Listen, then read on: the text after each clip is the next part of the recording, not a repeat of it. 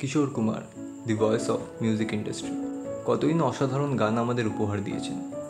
তবুও ফিল্ম ইন্ডাস্ট্রির কিছু মানুষ কিশোরদাকে আন্ডার এস্টিমেট করতেন।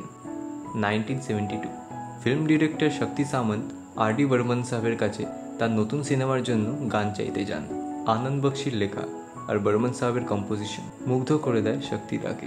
শক্তিদা বলেন, এটা তো রফির গাওয়া উচিত, কিন্তু সিনেমার অ্যাক্টর রাজেশ খান্না তিনি চেয়েছিলেন তার গলায় গানটি কিশোরদা গাইবেন।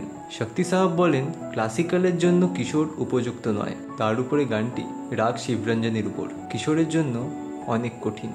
রাত 2টোর সময় রাজেশ খান্না কিশোরদার বাড়ি গিয়ে পৌঁছন। বলেন, শক্তিদা বলছে তুমি নাকি গানটা গাইতে পারবে না। কিশোরদা চ্যালেঞ্জটি অ্যাকসেপ্ট করেন। আর.ডি. বর্মনকে ফোন করে বলেন লতাজির রেকর্ডেড ভার্সনটা তাকে পাঠিয়ে দিতে। এরপর আসে রেকর্ডিং ডে। শক্তিদা, রাজেশ খান্না, আনন্দ বক্সি সবাই উপস্থিত। প্রথম টেকেই কিশোরদা খুবই খারাপ একটা সুর ধরলেন। গান শুনে শক্তিদা উঠে যান। বর্মন সাহেবকে বলেন রফি সাহেবের ডেট চাইতে। ওইদিকে কিশোরদা ইশারা করে জিজ্ঞেস করেন, দাদা চলে গেছে, টেকটা আবার শুরু করো। এবার যেই টেক শুরু হলো, কিশোরদার গানে মুগ্ধ হয়ে গেল পুরো স্টুডিও। এই টেকটাই ফাইনাল করা হয়, সিনেমাতেও ব্যবহার করা হয়। সিনেমার নাম ছিল মেহবুবা, আর গানটা